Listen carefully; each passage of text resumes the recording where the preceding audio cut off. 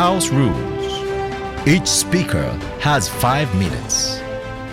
The first and last minutes are protected. The judge will ring a bell to signal the protected time.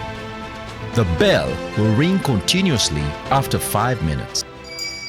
This house believes the rise of digital social entrepreneurship in East Africa that undermines traditional community-based economic systems. Now, Chair, we need to actually understand the nature of digital social entrepreneurship in this kind of debate. This is actually the use of digital technology to actually derive social impact while maintaining the financial sustainability. But in this kind of aspect, this looks like where actually entrepreneurs come about to collect people and actually to have solutions to their problems that they affect. But the nature of ways in status quo, it is actually collecting people. We're actually seeing that one person is actually going to be like from Karamoja, another person is going to be from Kampala, another person is going to be from many different, very many different regions, which is actually not going to be effective at the final end. We actually get to realize that in status quo, we are having things, for example, merchant codes that are actually running, and this is the type of this digital social entrepreneurship that is coming in place. Furthermore, we need to actually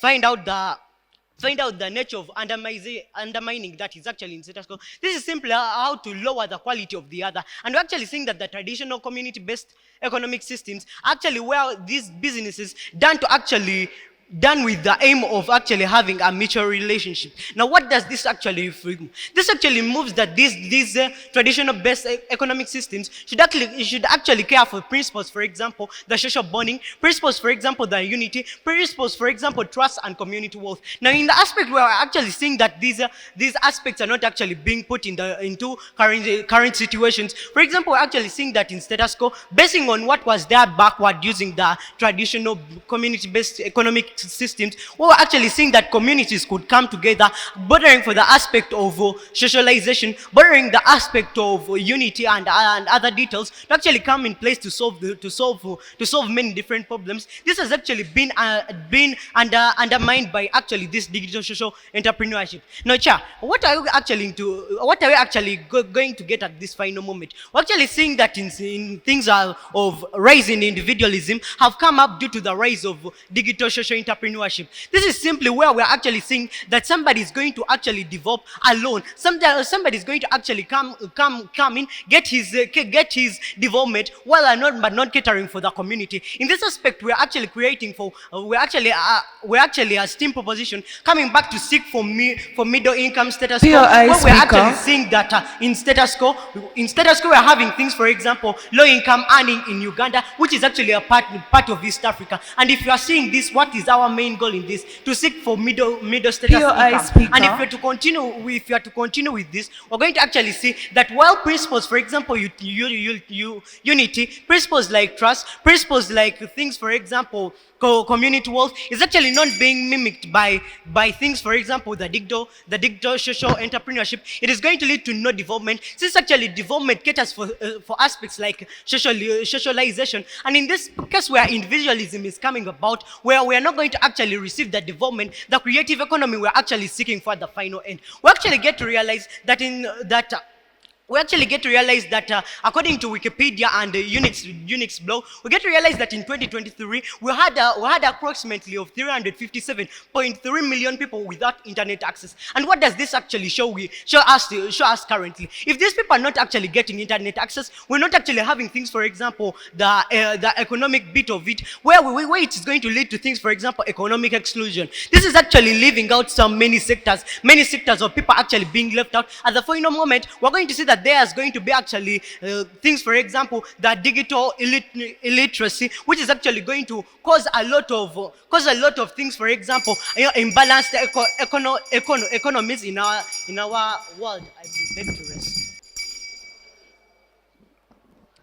So, motion stated. So, panel. For this debate, we think that the house that actually wins at the end of the day is one that shows that it's promoting the better traditional community-based economic systems. Chair, we we expected Team Affirmative to come and show us how the rise of digital social entrepreneurship is undermining this. To which they come and say, okay, so you know what? This is going to bring in the rise of individualism. Now, the way they explain it is that people will go in for personal profit. But yeah, let me first take you back to the definition of social entrepreneurship and the component it in of itself has. We think that social entrepreneurship is an innovative approach that involves using digital platforms and tools to create ventures that address societal challenges.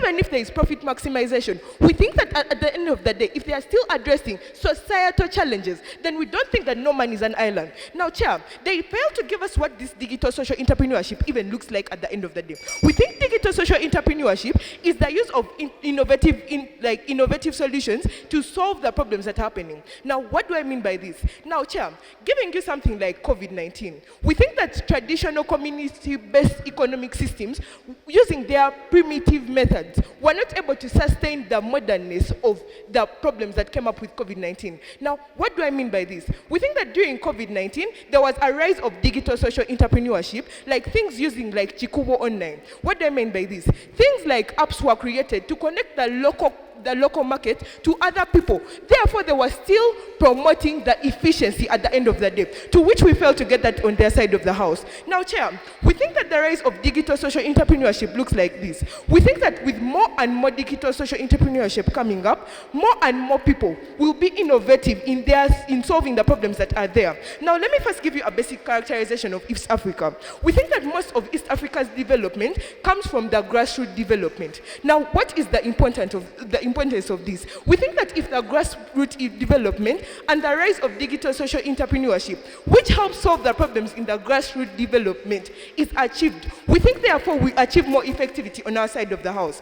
Chair, whereas they come here and they talk about undermining, our side of the house really thinks that more of strengthening is achieved. Let me elaborate on that. We think that by the very fact that we are talking about digital social entrepreneurship, not entrepreneurship is it of itself, there is a social impact that is to be created. Now, I've already elaborated that in showing how it solves the problems. We think that things like stability are going to be put up. We think like things like reduced vulnerability are going to be put up. Therefore, at the end of the day, there will be more effectivity. Because we think that digital social entrepreneurship removes these traditional community-based economic systems. We should understand that in status quo, the problems of yesterday are not the same problems of today. That's why we think that the rise of digital social entrepreneurship is the best solution to the effectivity of traditional community-based economic systems.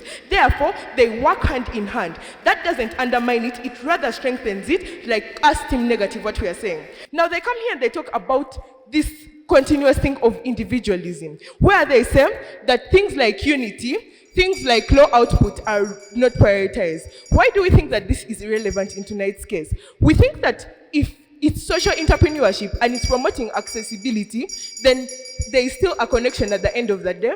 Therefore, Team Negative still stands. Thank you.